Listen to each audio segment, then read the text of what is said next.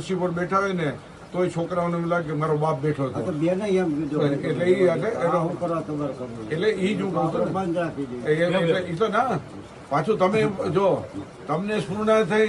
એટલે ઈ તમારા હાથની વાત કેમ હોય ઈચ્છા મૃત્યુની કે તમે 9 થી 11 જાય પછી તમને ભીસ પડી એટલે તમે કીધું કે હવે મારે છોકરા ના પાડે એટલે વળી પાછું બંધ થઈ જાય એમ અર્જુનભાઈ એવું ના ચાલે એમ તમે પછી એકવાર તમે સ્વૈચ્છિક કીધું તો પછી એમાં ફરવાનું આખા કેમ છો આવો કેમ છોકરા તો સીધા છે તમારી પાસે 1 મહિના બધા આવે દોડે તમે શક્તિ પૈસા બગડે વેડફાય તો આ સમાજ ભોળે એમાં તમારા ખર્ચા માટે છોકરાઓને ખોટો લાસણમાં આવે પછી તમારી વાત વાળા વાયા વાયા થઈને વધતી જાય એટલે અર્જુનભાઈ મને કોઈ તમે જે સ્ફૂર્ણા થઈ તમને આત્મામાંથી બોલાવ્યું પાછું જેવું છે આ કેના જેવી વાત છે મને સપનું આવ્યું એટલે ત્યાં જમીનમાંથી માતાજી નીકળ્યા બરાબર એટલે અંતની ડેરી ઉભી થઈ જાય ને કમાણીનું સાધન થઈ જાય ઊંધી જાય એટલે એને સપનું આવ્યું એટલે એ સપનું આમ બધા માનવાનું સપનું પાછું કે હવે મારે વયું ગયો તો એ કે પછી વયું ગયો એમ ન હાલે તમને આત્મા કહે હવે આત્મા એ ના પાડી એને જેવી વાત છે આ તો એમ અર્જુનભાઈ આટલા લોકો બિચારા તમારા પરિવારના લાગણીથી આવ્યા છે તો આપણને દુઃખ થવું જોઈએ શું થવું જોઈએ આપણા આખા વિસ્તારની અંદર બધેના ઘરે મહેમાન બેઠા એટલે એનું પરિણામ સારું આવ્યું કે ખરાબ આવ્યું ખરાબ આવ્યું ને અમે આવ્યા રાજકોટથી અમે રાજકોટથી આવ્યા બરાબર અમે રાજકોટથી એટલા માટે આવ્યા કે ભાઈ આપણે તમે જીવતા રહ્યો કે તમે તમારા હાથમાં કઈ સ્વીટ તો છે નહીં અમારે જામ બંસલી પાસે છે ને પાસે અમે પછી બીજા નંબરના ધર્મે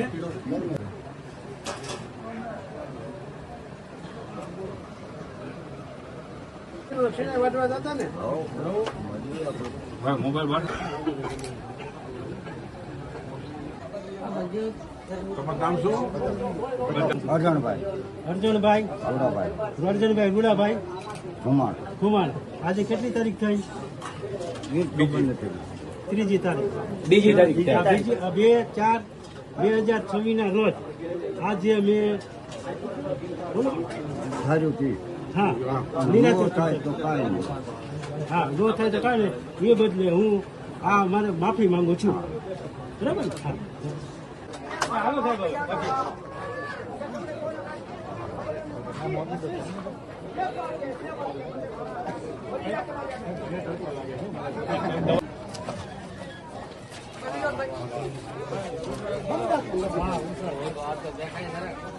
અમરેલી જિલ્લાના ઢોલરવા ગામમાં અર્જણભાઈ રૂડાભાઈ ખુમાણે 2 મહિના અગાઉ સ્વૈચ્છિક સમાધિની જીવતા સમાધિની જાહેરાત કરી હતી તેનો જાહેરાત મુજબ ફિયાસ્કો થયો હતો અને પરિવારને બેઆબરૂ થવું પડ્યું હતું તેવી ઘટના સામે આવી છે. વિજ્ઞાન જાથાએ રૂબરૂ મુલાકાત કરતા માત્ર સ્ફૂર્ણા અને પોતાના આત્માના અવાજથી પ્રમાણે પોતે જાહેરાત કર્યું હતું અને કોઈ કમાણીનું ગતકડું હતું તેવી પણ આશંકા જાય છે. વિજ્ઞાન જાથા લોકોને અપીલ કરે છે કે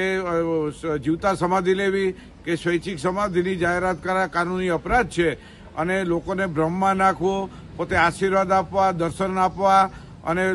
સામૈયા કરવા, ઢોલ નગારા વગાડવા આવી ઘટના છે એ પોતાની પ્રશસ્તિ માટે અને પોતે નામના મેળવવા માટેનું આ હીન કૃત્ય હતું. પરિવાર આખાએ માફી માગી અને કબૂલાત આપી દીધી અને ભવિષ્યના આવી હરકત કરશે નહીં તેવી ખાતરી આપી છે. લોકોએ આવા જીવતા સમાધિના કે કોઈ પણ કે સમાધિ આપવાના તૂતથી અળગા રહેવા જાથા અપીલ કરે છે. કારણે સ્વૈચ્છિક સમાધિની જાહેરાત કરી અને દર્શન આપવાના, આશીર્વાદો આપવાના એવા નવા તૂત ચાલુ કરી અને લોકોને ભ્રમિત કરી મોટી સંખ્યામાં લોકોને એકત્રિત કર્યા હતા. વિજ્ઞાન જાથાએ રૂબરૂ મુલાકાત કરતા તેમને પરિવારે માફી માગી અને સ્ફૂર્ણાને કહ્યું હતું ને હવે કોઈ એવું સ્વૈચ્છિક સમાધિ કે જીવિત સમાધિ લેવાના નથી તેવી કબૂલાત આપી અને માફી પણ માગી. લોકોએ ગુમરાહ ન થવા માટે પણ જાથા અપીલ કરે છે સ્વૈચ્છિક સમાધિ અથવા જીવતા સમાધિ કાનૂની અપરાધ છે અને આવી કોઈ જાહેરાતથી લોકોએ અળગા રહેવું જોઈએ.